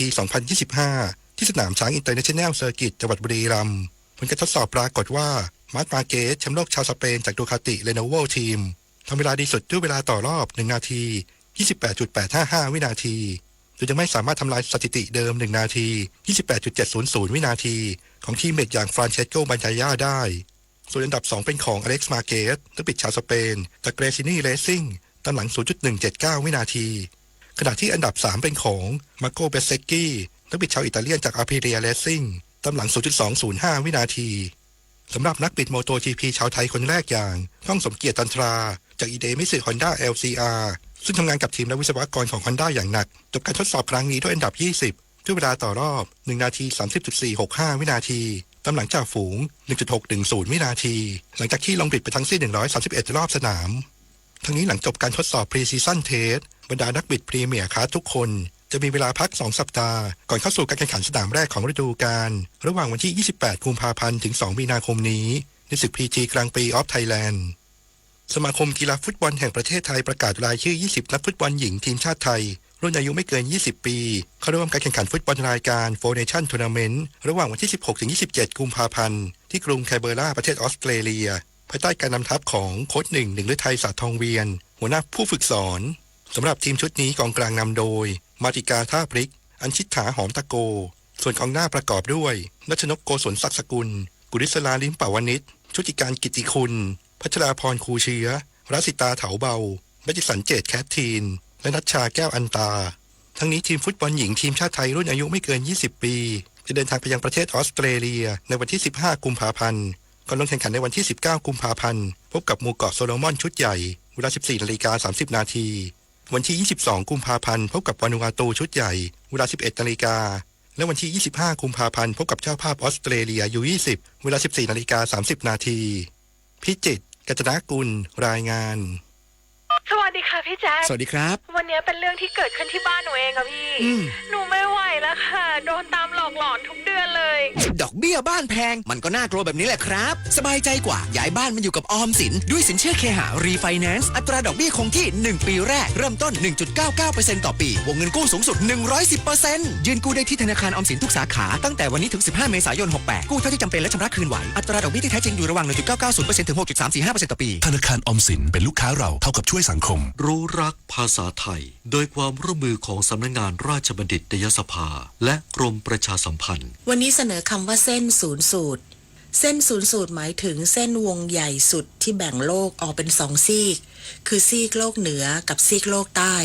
จุดทุกจุดบนเส้นศูนย์สูตรอยู่ห่างจากขั้วโลกทั้งสองเท่ากันและระนาบของเส้นศูนย์สูตรตั้งฉากกับแกนของโลกความยาวของเส้นศูนย์สูตรประมาณ 40,075 กิโลเมตรผู้สังเกตที่อยู่บนเส้นสูงสุดมีระยะเวลาของกลางวันกับกลางคืนยาวนานเกือบเท่ากันตลอดทั้งปีและเห็นดวงอาทิตย์ผ่านจุดเหนือศีรษะในเวลาเที่ยงของวันวิสุวัตซึ่งเป็นปรากฏการณ์ที่โลกมีช่วงเวลากลางวันยาวนานเท่ากับกลางคืนเกิดขึ้นทุกๆ6เดือนครั้งแรกจะเกิดขึ้นในเดือนมีนาคมและครั้งที่2เกิดขึ้นในเดือนกันยายนผู้มีคำถามการใช้ภาษาไทยสอบถามได้ที่ www.orst.go.th ในช่วงนี้ต้องเจอกับปัญหาฝุ่นละอองขนาดเล็กหรือ PM 2.5 เราควรดูแลตัวเองในเบื้องต้นด้วยการอยู่ในอาคารเพื่อลดการรับฝุ่นปิดประตูหน้าต่างให้มิดชิดสวมหน้ากากอนามัยทุกครั้งเมื่อต้องออกนอกบ้านหลีกเลี่ยงการทำกิจกรรมกลางแจ้งในช่วงที่ค่าฝุ่นสูงมันทำความสะอาดบ้านเพื่อป้องกันฝุ่นงดการเผาในที่โล่งแจ้งทุกชนิดลดการใช้รถยนต์ดูแลสุขภาพและช่วยกันลดงดสร้างฝุ่น รับฟังพยากรณ์อากาศค่ะพยากรณ์อากาศ 24 ชั่วโมงข้างหน้าบริเวณความกดอากาศสูงหรือมวลอากาศเย็นกำลังอ่อนปกคลุมภาคตะวันออกเฉียงเหนือตอนบนประกอบกับมีลมตะวันตกในระดับบนปกคลุมภาคเหนือลักษณะเช่นนี้ยังคงทำให้ภาคเหนือและภาคตะวันออกเฉียงเหนือมีอากาศเย็นถึงหนาวกับมีหมอกในตอนเช้าในขณะที่มีลมใต้และลมตะวันออกเฉียงใต้พัดปกคลุมภาคกลางรวมทั้งกรุงเทพมหานครและปริมณฑลและภาคตะวันออกทำให้บริเวณดังกล่าวมีอากาศร้อนกับมีฟ้าหลัวในตอนกลางวันและมีฝนฟ้าคะนองบางแห่งสำหรับบริเวณยอดดอยมีอากาศหนาวถึงหนาวจัดและยอดภูมีอากาศหนาวขอให้ประชาชนบริเวณประเทศไทยดูแลรักษาสุขภาพเนื่องจากสภาพอากาศที่เปลี่ยนแปลงรวมทั้งระวังอันตรายจากอัคคีภัยเนื่องจากสภาพอากาศแห้งและควรเพิ่มความระมัดระวังในการสัญจรผ่านบริเวณที่มีหมอกไว้ด้วยสำหรับมรสุมตะวันออกเฉียงเหนือที่พัดปกคลุมอ่าวไทยภาคใต้และทะเลอันดามันมีกำลังอ่อนโดยอ่าวไทยมีคลื่นสูงประมาณ1 เมตรบริเวณที่มีฝนฟ้าคะนองคลื่นสูงมากกว่า1 เมตรชาวเรือบริเวณอ่าวไทยตอนล่างควรเดินเรือด้วยความระมัดระวังและหลีกเลี่ยงการเดินเรือในบริเวณที่มีฝนฟ้าคะนองไว้ด้วยสภาวะอากาศที่มีผลต่อการสะสมฝุ่นละอองในระยะนี้การสะสมของฝุ่นละอองหมอกควันบริเวณประเทศไทยตอนบนอยู่ในเกณฑ์ปานกลางถึงค่อนข้างมากโดยมีแนวโน้มเพิ่มขึ้นเนื่องจากลมที่พัดปกคลุมมีกำลังอ่อนพยากรณ์อากาศตั้งแต่เที่ยงวันนี้จนถึงเที่ยงวันพรุ่งนี้ภาคเหนืออากาศเย็นถึงหนาวกับมีหมอกในตอนเช้าโดยมีอากาศร้อนในตอนกลางวันอุณหภูมิต่ำสุด 14-21 องศาเซลเซียสบริเวณยอดดอยอากาศหนาวถึงหนาวจัดโดยมีน้ำค้างแข็งบางแห่งอุณหภูมิต่ำสุด 6-15 องศาเซลเซียสภาคตะวันออกเฉียงเหนืออากาศเย็นถึงหนาวกับมีหมอกบางในตอนเช้าโดยมีอากาศร้อนกับมีฟ้าหลัวในตอนกลางวันอุณหภูมิต่ำสุด 15-22 องศาเซลเซียสบริเวณยอดภูอากาศหนาวอุณหภูมิต่ำสุด 10-15 องศาเซลเซียสภาคกลางอากาศเย็นกับมีหมอกบางในตอนเช้าโดยมีอากาศร้อนกับมีฟ้าหลัวในตอนกลางวันอุณหภูมิต่ำสุด 22-23 องศาเซลเซียสภาคตะวันออกมีหมอกบางในตอนเช้าโดยมีอากาศร้อนกับมีฟ้าหลัวในตอนกลางวันและมีฝนฟ้าคะนอง10%ของพื้นที่ส่วนมากบริเวณจังหวัดชลบุรีระยองจันทบุรีและตราดอุณหภูมิต่ำสุด 23-25 องศาเซลเซียสทะเลมีคลื่นต่ำกว่า1 เมตรห่างฝั่งคลื่นสูงประมาณ1 เมตรภาคใต้ฝั่งตะวันออกมีฝนฟ้าคะนอง10%ของพื้นที่ส่วนมากบริเวณจังหวัดสงขลาปัตตานียะลาและนราธิวาสอุณหภูมิต่ำสุด 22-25 องศาเซลเซียสทะเลมีคลื่นสูงประมาณ1 เมตรบริเวณที่มีฝนฟ้าคะนองคลื่นสูงมากกว่า1 เมตรภาคใต้ฝั่งตะวันตกมีอากาศร้อนในตอนกลางวันมีฝนฟ้าคะนอง10%ของพื้นที่ส่วนมากบริเวณจังหวัดกระบี่ตรังและสตูลอุณหภูมิต่ำสุด 23-26 องศาเซลเซียสทะเลมีคลื่นต่ำกว่า1 เมตรห่างฝั่งคลื่นสูงประมาณ1 เมตรกรุงเทพมหานครและปริมณฑลมีหมอกบางในตอนเช้าโดยมีอากาศร้อนกับมีฟ้าหลัวในตอนกลางวันและมีฝนเล็กน้อยบางแห่งอุณหภูมิต่ำสุด 24-26 องศาเซลเซียสสภาวะระดับน้ำในแม่น้ำเจ้าพระยาที่หน้ากองบัญชาการกองทัพเรือคำนวณโดยกรมอุทกศาสตร์กองทัพเรือวันพรุ่งนี้น้ำขึ้นเต็มที่เวลา 9:31 นาทีสูงกว่าระดับทะเลปานกลาง1 เมตร 24 เซนติเมตรน้ำลงเต็มที่เวลา 3:21 นาทีต่ำกว่าระดับทะเลปานกลาง61 เซนติเมตรวันนี้ที่ประภาคารกาญจนาภิเษกแหลมพรหมเทพจังหวัดภูเก็ตดวงอาทิตย์ตกเวลา 18:37 นาทีกรุงเทพมหานครดวงอาทิตย์ตกเวลา 18:23 นาทีต่อไปเป็นข่าวบริการโรงพยาบาลจุฬาภรณ์เปิดรับสมัครนักดนตรีจิตอาสา CRA Music Therapy สร้างความสุขผ่านเสียงดนตรีบำบัดให้รู้สึกผ่อนคลายเพื่อผู้ป่วยและญาติที่มารับบริการณโรงพยาบาลจุฬาภรณ์ผู้สนใจสมัครจะต้องสามารถเล่นดนตรีได้ในวันจันทร์ถึงวันศุกร์เวลา 9 นาฬิกาถึง 16 นาฬิกาสมัครได้ตั้งแต่วันนี้ถึง 25 กุมภาพันธ์ 2568 สอบถามข้อมูลเพิ่มเติมได้ที่ฝ่ายสื่อสารองค์กรราชวิทยาลัยจุฬาภรณ์หมายเลขโทรศัพท์ 0945455054 นักดนตรีจิตอาสาจะได้รับหนังสือขอบคุณยกย่องนักดนตรีจิตอาสาจากโรงพยาบาลจุฬาภรณ์ด้วยโรงเรียนเศรษฐเสถียรในพระราชูปถัมภ์เปิดรับสมัครนักเรียนที่มีความบกพร่องทางการได้ยินปีการศึกษา 2568 โดยเปิดรับสมัครนักเรียนระดับอนุบาลประถมศึกษาปีที่ 1 มัธยมศึกษาปีที่ 1 และมัธยมศึกษาปีที่ 4 ตั้งแต่บัดนี้ถึงวันที่ 2 เมษายน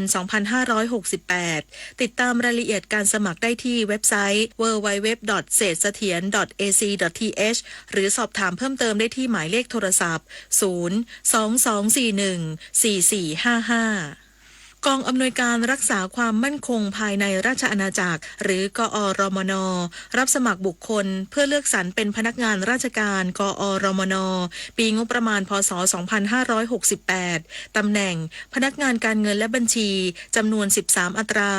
ปฏิบัติหน้าที่กอรมนส่วนกลางสวนรื่นฤดีกรุงเทพเปิดรับสมัครทางอินเทอร์เน็ตตั้งแต่วันที่ 10 ถึงวันที่ 21 กุมภาพันธ์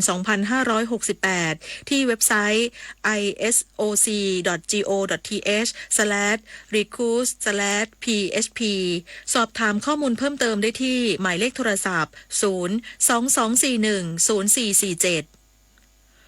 องค์การสุรากรมสรรพสามิตรับสมัครบุคคลเพื่อรับการคัดเลือกเข้าดำรงตำแหน่งผู้อำนวยการองค์กรสุรากรมสรรพสามิตตามแนวทางการสรรหาผู้บริหารสูงสุดของรัฐวิสาหกิจตามพระราชบัญญัติคุณสมบัติมาตรฐานสำหรับกรรมการและพนักงานรัฐวิสาหกิจพ.ศ. 2518 และที่แก้ไขเพิ่มเติมติดตามรายละเอียดการรับสมัครและดาวน์โหลดใบสมัครได้ที่เว็บไซต์ www.liqur.or.th เปิดรับสมัครตั้งแต่บัดนี้ถึงวันที่ 21 มีนาคม 2568 สอบถามรายละเอียด